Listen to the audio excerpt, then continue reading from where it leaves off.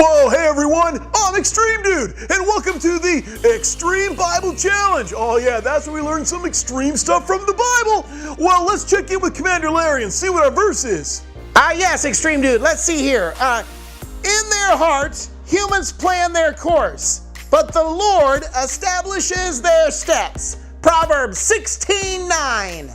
Whoa, so like today is like, one of my favorite stories. Like we're gonna learn about fire coming down, whoosh, fireballs and craziness and cool adventures and explosions and, whoa, I'm so excited. Pastor Tony, help us out. What are we learning about today? Actually, yes, Extreme Dude, we are going to have an exciting story for today with all kinds of adventure and even fire. Yeah, that's it. But before we get into that, we're going to learn a really cool name for God. In the big God story in our Bible, back in Hebrew, the original language it was written in, one of the names for God is Yahweh. Can you say that with me? Yahweh. Now, when I'm reading in the big God story, Yahweh, whenever that word is there, what you will actually see is the word Lord, L-O-R-D, in all capital letters. So as I'm reading my Bible, if I see Lord in all capital letters, my brain needs to go, that's Yahweh. Well, Yahweh, well, how's that different? What's that mean? Yahweh actually means Most High God. So when I read Lord there, I'm thinking Yahweh, Most High God. In fact, today in the story we're reading about, we get to learn about Yahweh, the Most High God, and how He interacts in our lives.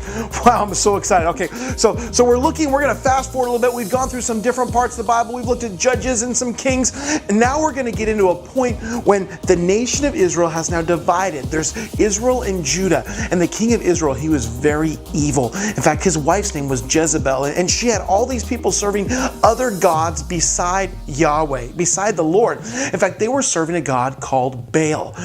And now Elijah, he had come in the scene and he had said, you can't do that anymore. In fact, he said, because of your sin, there's going to be a drought that comes. And sure enough, a drought came over the whole place, and for a couple years, there's no rain. How crazy is that? Then Elijah, God tells him to go and to challenge Jezebel and her prophets or her gods or the people that were worshiping Baal. And so they went up on top of this big mountain called Carmel.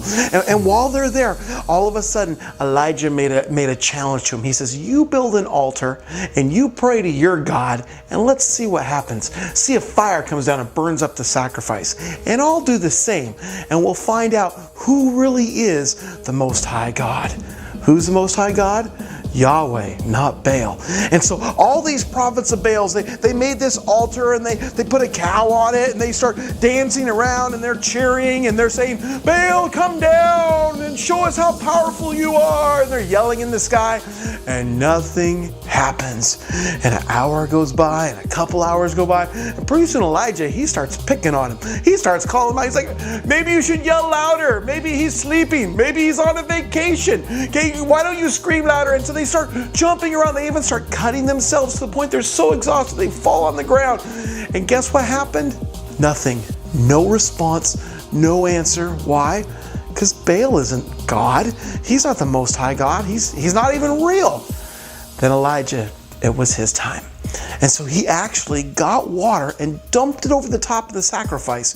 Now you remember there's a drought. Water's really hard to get. On top of that, they're on top of a mountain. So they had to bring the water up from someplace. They dump it all over and they dump it again and they dump it again to the point there's so much water it even fills up a trench around the bottom. Now why would he do that? To show there's no trickery. If fire happens, it's truly fire from heaven. Okay, and then he prays. Let's check this out. In 1 Kings chapter 18, he says this, Lord, L-O-R-D, Yahweh, Most High God, let it be known today that you are God in Israel, and that I am your servant, and have done all these things at your command. Answer me, Yahweh. Answer me, Lord. Answer me so these people will know that you are Lord, Yahweh, our God, and that you're turning their hearts back again. Yahweh, Most High God. What do you think happened? Immediately after praying that prayer, this ball of fire comes down from heaven. And it was so hot, it burned up the sacrifice and the water and burned the stones. And God is all powerful. God showed how powerful He was. And after that, the rains came back. Now you would think that the Israelites would have learned from that and they would worship Yahweh, the Most High God. But instead, Jezebel got mad. She sent her soldiers after Elijah, and he ran away and went and he hid somewhere else. And as he's hiding up in the mountains, and he's kind of sad and he's worried, he doesn't know what he's going to do. But we remember God protects. We serve Yahweh, right? The Most High God. And while he's there, all of a sudden, this wind comes through. The wind is so strong, it's even breaking the rocks in half, maybe like a tornado or something. But God wasn't in the wind. Then there's an earthquake. The ground shakes and the rocks crack, but God wasn't in the earthquake. And then there was this fire. Fire all over, but God wasn't in the fire. And when the fire went away, there was a whisper. And in that whisper, God talked to Elijah. Yahweh, Most High God. You see, the cool thing about God is sometimes God shows up in big dramatic ways with fire coming from heaven that burns things up. And sometimes God just talks to you while you're sitting there in the quiet. You see, our God, my God, He's a loving God who cares, who protects. He can show up and do great and awesome things.